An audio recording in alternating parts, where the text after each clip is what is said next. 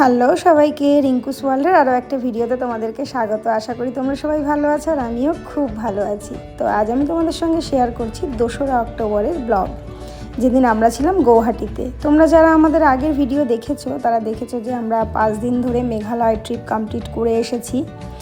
গতকাল 1 তারিখ রাতেই পৌঁছেছি আমরা।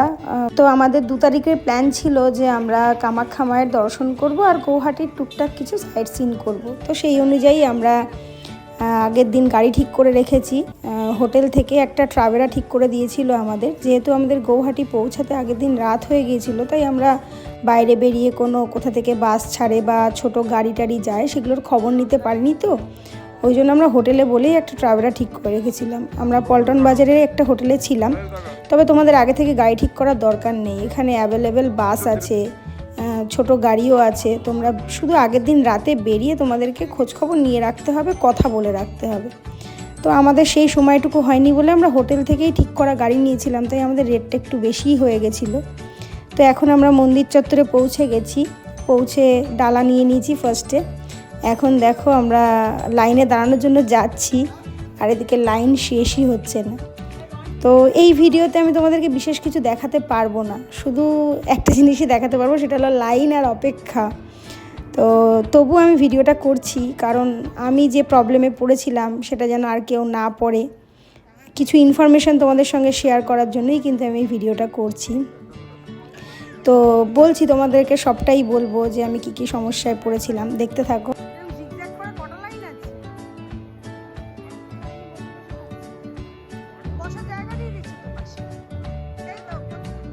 তো প্রথমে আমরা রাস্তায় ঘন্টাখানেক লাইন দিলাম, দেওয়ার পর এসে এরকম একটা ছাউনির তলায় ঢুকলাম।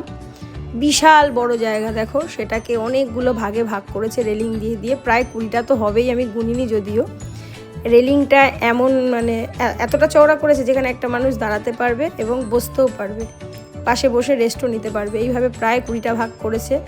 করে এই ছাউনির পাশে যে বিল্ডিংটা দেখতে পাচ্ছ পেছনে, তারপরে ওই বিল্ডিংয়ে সবাইকে যেতে হবে। সেখানে চোখের রেটিনার ছবি নিল, তারপরে ছবি নিল, নাম টাম দিয়ে একটা চিরকুট দিল। এটা সিকিউরিটি পারপাস, এটা খুব ভালো করলো। আর এখানে মোটামুটি আমাদের প্রায় 3 ঘন্টা কেটে গেল। এবার কতক্ষণ লাইনে যে দাঁড়াতে হবে আমাদের কোনো আইডিয়া ছিল না। এমনকি কোনো পান্ডার ব্যাপারও আছে কিনা সেটাও আমরা জানতাম না, জানি না এখনও এখানে পান্ডার দ্বারা পুজো দেওয়া যায় নাকি। তবে পরে শুনলাম এখানে ভিআইপি লাইন আছে, যেখানে 500 টাকা করে দাঁড়ালে নাকি কম টাইমে পুজো দেওয়া যায়।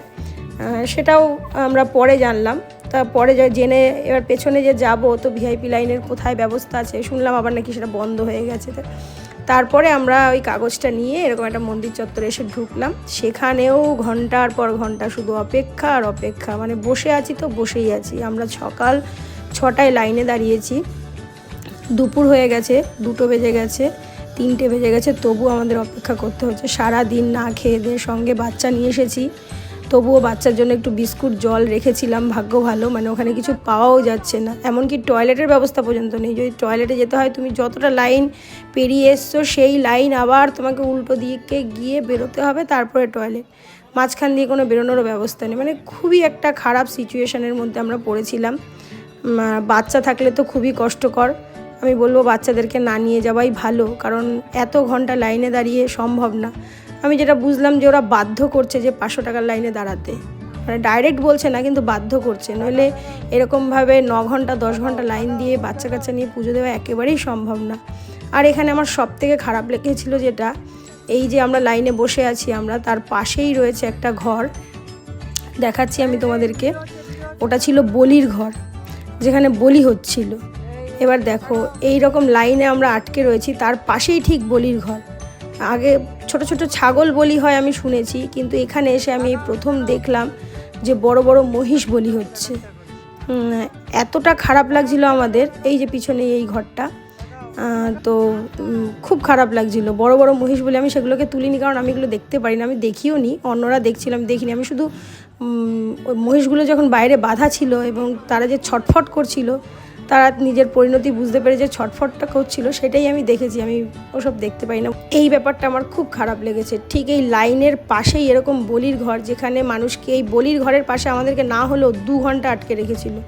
2 ঘন্টাই সেম জায়গায় আমরা আটকে রয়েছি। ওই যে ওদের আর্তনাদ, ওই যে বলির সময় আওয়াজ, ওগুলো আমরা মানে নিতে পারছিলাম না। জাস্ট বাচ্চারা খুব কান্নাকাটি করছিল, খুব কষ্ট হয়েছে। আমার এই জিনিসটা খারাপ লেগেছে। এটা যদি একটু আড়ালে আবডালে হতো আমার মনে হয় ভালো হয়, এটা আমার পার্সোনাল মতামত।